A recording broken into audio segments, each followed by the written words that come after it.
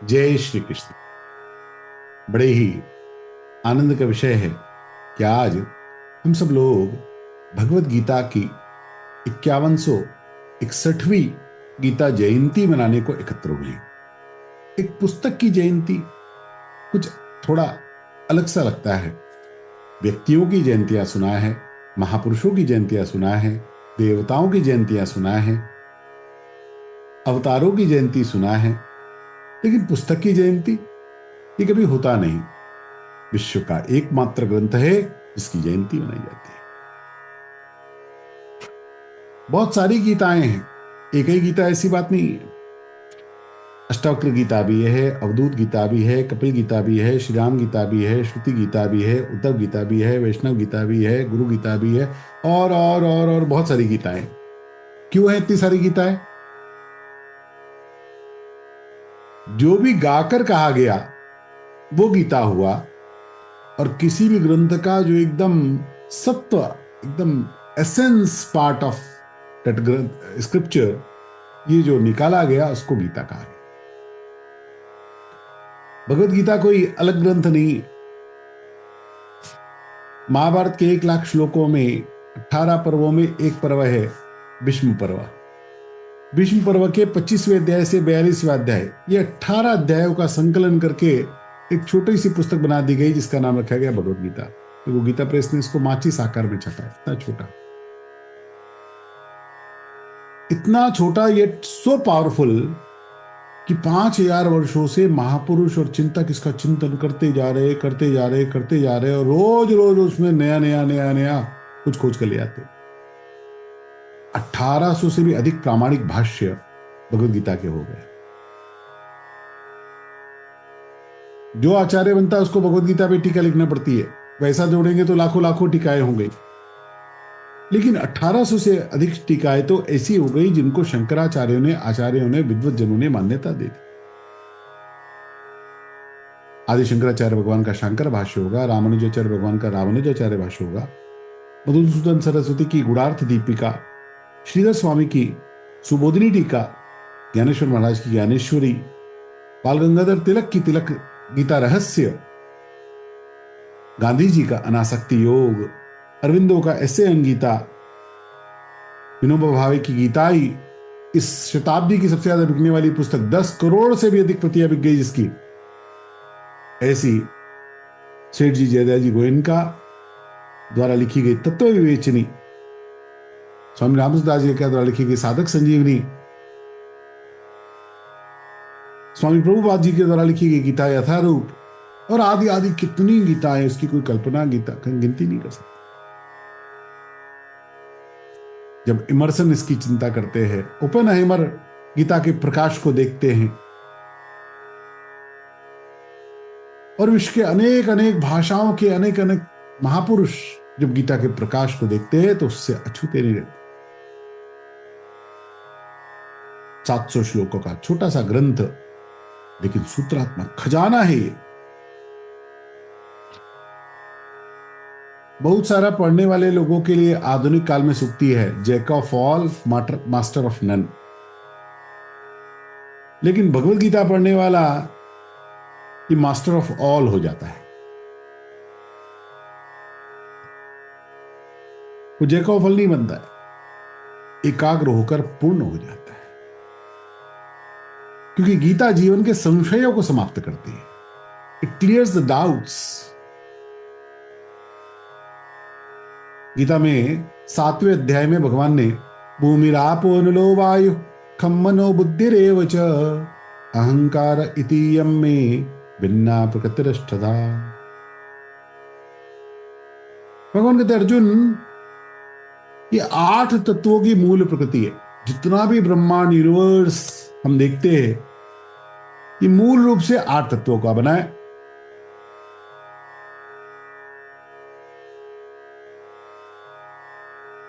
पृथ्वी, जल, आकाश, वायु और अग्नि, ये 5 तो मूल तत्व हो गए। हमारा शरीर भी इन 5 तत्वों से ही बना है।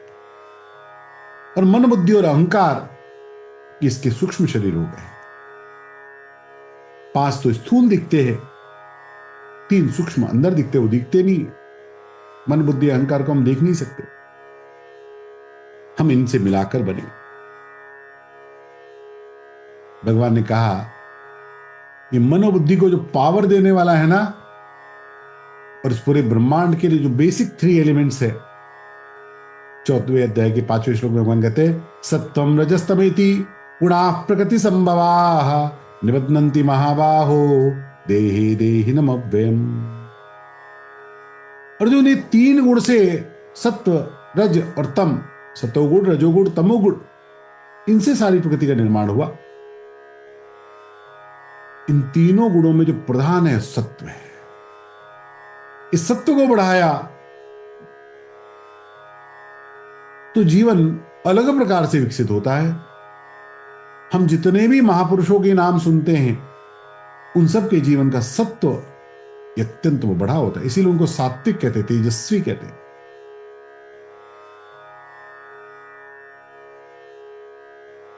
चौदहवें अध्याय की 11वें श्लोक में भगवान कहते हैं सर्वद्वारेषु देहेऽस्मिन् प्रकाश उपजायते। अरे जिसका सत्व जागृत होता है ना, उसके जीवन में प्रकाश आता है।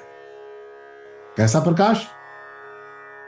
अभी हमारे को आसपास कुछ देखना होता है तो बाहर का प्रकाश चाहिए, जितना बढ़िया प्रकाश होगा उतना बढ़िया दिखता है। ऐसा ही प्रकाश बुद्धि के भीतर का होता है। ये बुद्धि के भीतर का प्रकाश जब जगता है तो ये सत्व के कारण जगता है, और सतोगुण के प्रकाश से हमारे सारे डाउट्स क्लियर होते हैं। और जितना ये प्रकाश खुलता जाता है, जितना सत्व बढ़ता जाता है, अपने आप जीवन का विज्ञान घटता है। आजकल क्वांटम फिजिक्स की बातें होती है। तत्व क्या है? तत्व यानी matter. What is matter? What is energy?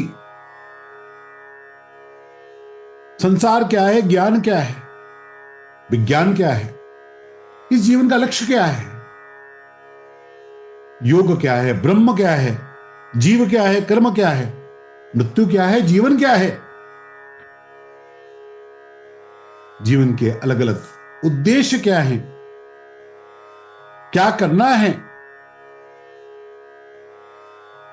इन सब को समझना होगा ना, तो गीता पर आना पड़ता है। गीता को जीवन ग्रंथ के रूप में जब देखेंगे हम, तब ध्यान में पड़ता है कि ये धर्म ग्रंथ नहीं, विज्ञान ग्रंथ है। जो थोड़े विज्ञान के छात्र होंगे, वैसे इतना तो सभी ने पढ़ा होता है कि सबसे छोटे से छोटे कण को भी जो हम देख सकते हैं, वो भी बदलते जा रहे। 20वीं शताब्दी के आरंभ में अणु को सबसे छोटा माना जाता था, एटम।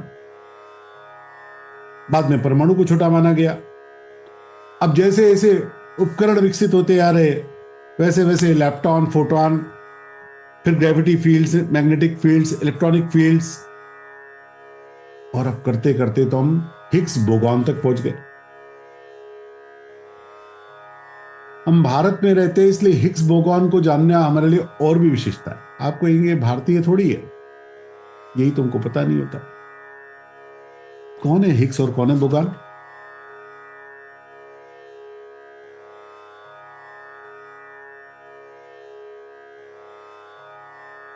इसमें जो बोगॉन है ना, इसके पीछे है एक भारतीय, सत्येंद्र नाथ बोस इनका नाम है। 1 जनवरी 1894 को इनका जन्म कलकत्ता में हुआ,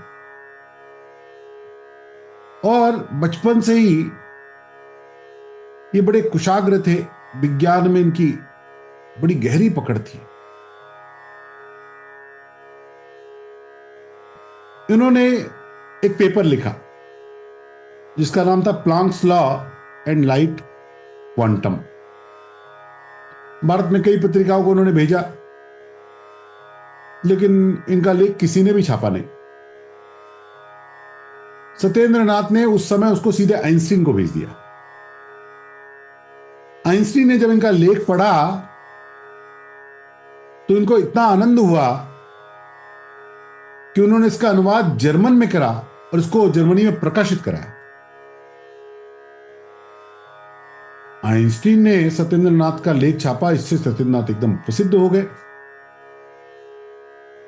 बाद में उन्होंने आइंस्टीन से मुलाकात भी की और फिर इनकी थ्योरी को बोस आइंस्टीन थ्योरी के नाम से, बोस आइंस्टीन स्टैटिस्टिक्स के नाम से माना गया। आश्चर्य की बात यह कि वो थ्योरी भी थ्योरी बनकर बहुत वर्षों तक पड़ी रही। सत्येंद्रनाथ बोस से 35 वर्ष छोटे, जिनका नाम हुआ पीटर हिग्स, इनका जन्म हुआ 1929 में। और जब ये हिग्स 11 वर्ष के हो गए तब इनको ये बोस की और आइंस्टीन की थ्योरी थी वो समझ में आई। उन्होंने उसको देखा और वो उस पर शोध करने लगे। हिग्स को भी बहुत वर्षों तक किसी ने अधिक स्वीकार किया नहीं, लेकिन समय आया जब 2012 में उनके सिद्धांत को लेकर एक बड़ी मशीन का निर्माण करना शुरू किया गया और 2014 में आधुनिक विज्ञान का सबसे बड़ा कदम प्राप्त हो गया जब उन्होंने गॉड पार्टिकल की खोज कर ली। अब उस विज्ञान में मैं जाता नहीं कि उसको क्यों गॉड पार्टिकल कहा, लेकिन विज्ञान ने ऐसा माना कि सारे तत्वों को जोड़ने वाला एडहेसिव ये तत्व है। और इस गॉड पार्टिकल का नाम वैज्ञानिकों ने पीटर हिग्स और बोस, इनके नाम पर हिग्स बोगॉन ऐसा किया। ये तो आधुनिक विज्ञान की बात है। जब हम भगवत गीता को देखते हैं ना, भगवत गीता इस सिद्धांत की प्रतिपादक है। कविम पुराणम अनुशासितारम अणोरणीयाम समनुस्मरेद्यः सर्वस्य धातारम चिन्त्य रूपम आदित्य वर्णंतम सह प्रस्तात्। अणोरणीयाम भगवान कहते हैं, अर्जुन संसार के तत्व को सूक्ष्म से भी सूक्ष्म, इतना सूक्ष्म कि बुद्धि से भी पकड़ में नहीं आएगा, अचिंत्य रूपम।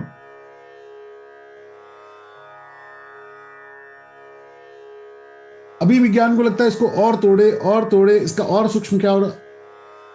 अभी आजकल के विज्ञान में एक नई थ्योरी आ गई है जिससे वो इस बात को मानने लग गए हैं कि वास्तविकता में ना तो सूक्ष्मता की कोई अंतिम गति हो सकती है, न वृहदता की कोई अंतिम गति हो सकती है। ये दोनों अनंत है, इन्फिनिट है। हमारे वेदों में जब परमात्मा के तात्विक बात होती है ना, उसकी एलिमेंटल थ्योरी आती है, तो वेदों में कहा ना इति नेति नेति, ना इति, इतना ही नहीं है, it can not be described. सूक्ष्म भी अणोरणीयाम, ये सूक्ष्म से भी कितना सूक्ष्म हो सकता है इसकी कोई लिमिट नहीं हो सकती, और विशाल में कितना विशाल हो सकता है इसकी भी कोई लिमिट नहीं हो सकती। 15वें अध्याय के तीसरे अध्याय में भगवान, 15वें अध्याय के तीसरे श्लोक में भगवान कहते न अंतो न चादिर न च संप्रतिष्ठा न अंतो न च आदि। ना तो इस ब्रह्मांड का कोई अंत है, ना आदि है, ना फर्स्ट टाइम है, ना लास्ट टाइम है। It is a continuous process. सर्ग विसर्ग ये चलता ही रहने वाला है।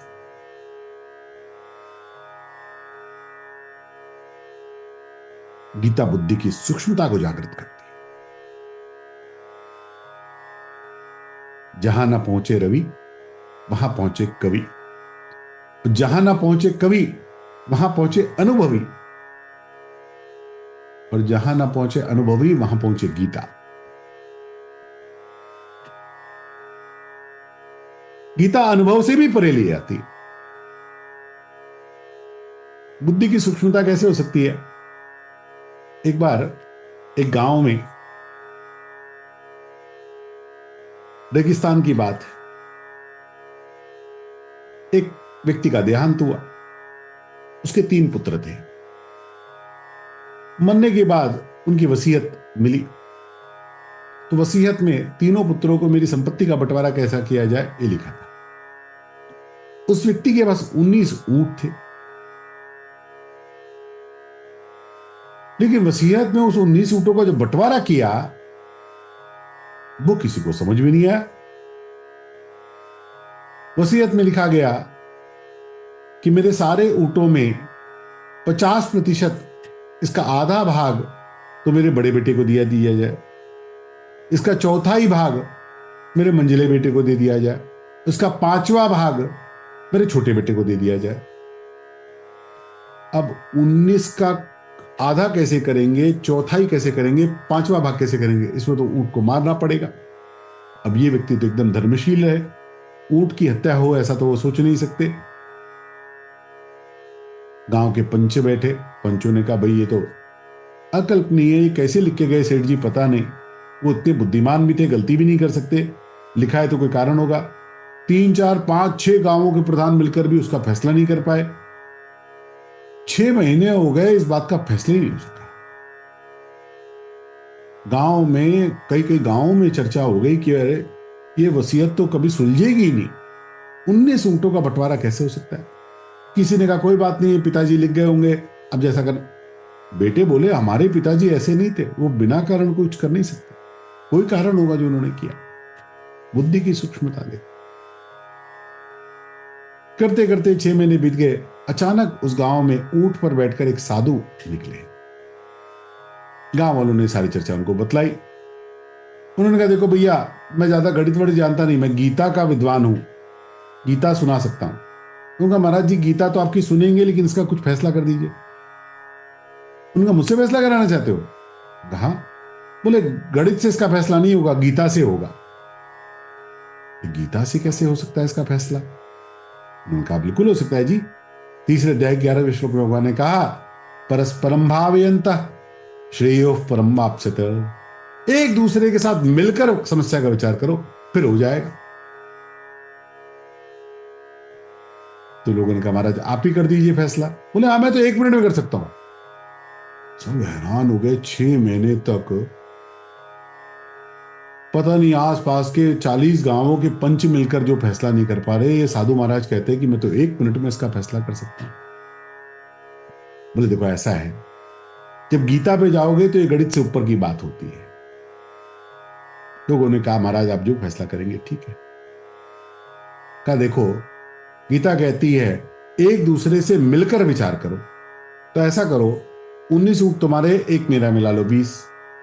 महाराज हम आपका ऊंट नहीं ले सकते। अरे कोई बात नहीं, हम देंगे भी नहीं, लेकिन एक बार समस्या का विचार करने के लिए मिलना पड़ेगा। सबने कहा अच्छा जैसा कहते करो। बोले 19 और 1 मिला के कितने ऊंट हुए? बोले 20। इसका आधा कितना हुआ? बोले 10। चलो 10 हो गए बड़े बड़े भाग के, आधा भाग बड़े बड़े भाई का हो गया, 10 ऊंट तुम लेके जाओ। 20 का चौथाई भाग कितना हुआ? तो किसी ने कहा 5। मंझले बेटे तुम 5 लेके जाओ। 20 का 5वां भाग कितना हुआ? 4। जाओ तीसरे बेटे को 4 ऊंट दे दिए, पहले को 10, दूसरे को 5, तीसरे को 4, कितने हो गए? 19। बोले मेरा वाला मुझे वापस दो,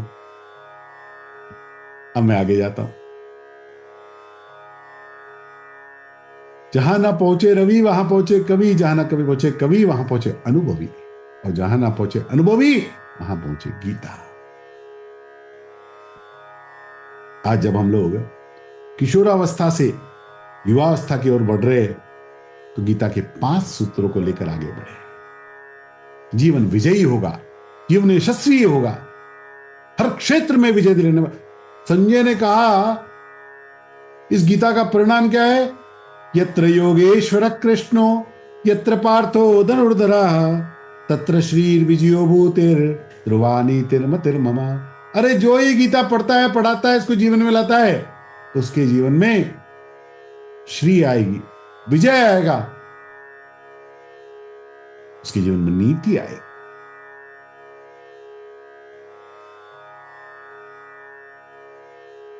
जीवन में गीता को पढ़ने वाला हर क्षेत्र में विजयी होता है। He conquers every place.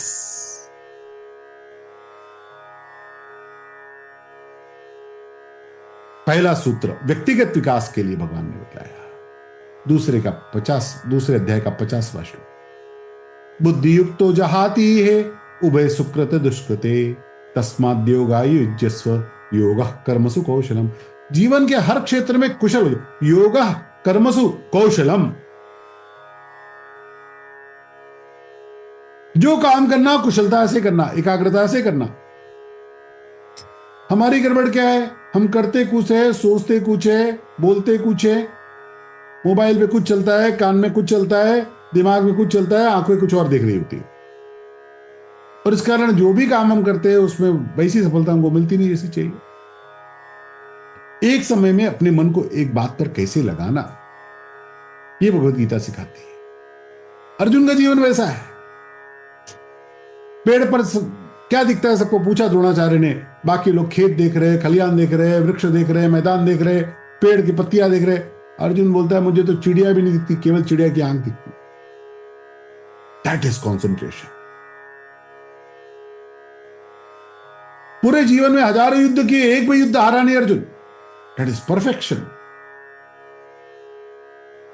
इतनी बड़ी विजय, संसार का सबसे बड़ा महारथी, लेकिन एकदम विनम्र, कभी किसी से जोर से बात नहीं करी। युधिष्ठिर महाराज को सबसे प्रिय भाई अर्जुन लगता है, कुंती माता को सबसे प्रिय पुत्र अर्जुन लगता है। वो भाइयों में सबसे प्रिय, पति में सबसे प्रिय, पुत्रों में सबसे प्रिय, पिता में, वो मित्रों में सबसे प्रिय। भगवान कहते हैं अर्जुन से ज्यादा प्रिय तो मुझे कुछ है ही नहीं। भक्तोसी में सखा चेती, तुम तो मेरे सबसे प्रिय सखा। Is favourite to all. जो अपने कर्मों में कुशल होता है और विनम्र होता है वो सबका प्रिय बनता है। ये व्यक्तिगत जीवन के। दूसरा सूत्र भगवान ने, मैंने अभी चर्चा की, जो कहानी में आया, तीसरे अध्याय का 11वां श्लोक। देवान भावयतानेन ते देवा भावयन्तु वः परस्परम भावयन्त श्रेयो परम वाप्स्यत। श्रेयः परम वाप्स्यत। हम लोग एक दूसरे की परस्पर वृद्धि करें। ये कंपटीशन जीवन से जाना चाहिए, कॉम्पिटेंस आना चाहिए। दूसरे की लाइन छोटी करके आगे नहीं निकलना है हमको। एक दूसरे को बढ़ाते हुए हम सब आगे बढ़े। भारतीय संस्कृति वसुधैव कुटुंबकम की है, परस्परम भावयन्ता की है। सब एक दूसरे की चिंता करें, सब एक दूसरे को बढ़ाए। तीसरा मानवता का। 16वें अध्याय में पहले 3 श्लोक में भगवान ने 26 दैवी गुण बतलाए। अभयम सत्व संशुद्धिर ज्ञान योग व्यवस्थिति दानंदमश्च यज्ञश्च स्वाध्यायस्तप आर्जवम अहिंसा सत्यम क्रोधस त्याग शांतिरपैशुनम दया भूतेष्वलो लुप्त्वम मार्दवम रीरचारपलम तेज क्षमा धृति शौचम अद्रोहो नातिमानिता भवन्ति संपदं दैवीम अभिजातस्य भागत। कभी पढ़िएगा ये 26 दैवी लक्षण। जीवन कैसा हो? भयमुक्त हो, भगवान कहते हैं अभयम। जीवन कैसा हो? स्वाध्यायी हो, स्वाध्याय। जीवन कैसा हो? तपस्वी हो, कष्ट सहने की आदत हो जीवन में। आर्जवम, सादगी से रहने की आदत हो। अहिंसा, प्रकृति को, जीवों को, किसी को भी हमारे द्वारा कष्ट नहीं हो। सत्यम, जीवन सत्यपूर्ण हो, शांतता को प्राप्त करने वाला हो। मार्दवम, कोमल हो। तेज, तेज से भरा हुआ हो। अद्रोह, किसी के साथ हमारी शत्रुता नहीं, हम सबको अपना मित्र मानते हैं। इस प्रकार के दैवी गुणों से युक्त जीवन मानवता के उत्थान का जीवन होता है। फिर जीवन का चौथा सूत्र, आपने मोक्ष का नाम सुना है। गीता मरने के बाद वाले मोक्ष की बात नहीं करती, वो तो करती ही है। गीता इस जीवन में रहते हुए हम कैसे सुख दुखों से मुक्त होकर परमानंद आनंद प्राप्त करें, इसकी बात करती। दूसरे अध्याय के 56वें श्लोक में भगवान कहते, दुखेष्वनुदिग्मनास सुखेषु विगतिस्पृहः वीतराग भय क्रोध स्थिधीर मुनिरुच्यते। दुखेष्वनु दिग्नमनाः सुखेषु विगत स्प्रिया। अर्जुन कामनाओं से मुक्त हो गया। मुझे ये वाला मोबाइल का मॉडल चाहिए, मुझे ये वाला बाइक का मॉडल चाहिए, मुझे तो ये चाहिए, मुझे तो ऐसा कपड़ा चाहिए, मुझे तो फलाना ब्रांड चाहिए। ये सूची बनाने वाला जीवन में कभी शांतता प्राप्त नहीं करता, जीवन में कभी सुख प्राप्त नहीं करता। मिल गया तो उसको कुछ क्षण बाद भूलकर अगले सुख की कामना शुरू करता है, और नहीं मिला तो फ्रस्ट्रेट होकर दुखी होता है। भगवान कहते हैं ऐसा जीवन किस काम का है? संतुष्टो येन केन चित्। Learn to be satisfied in what you have.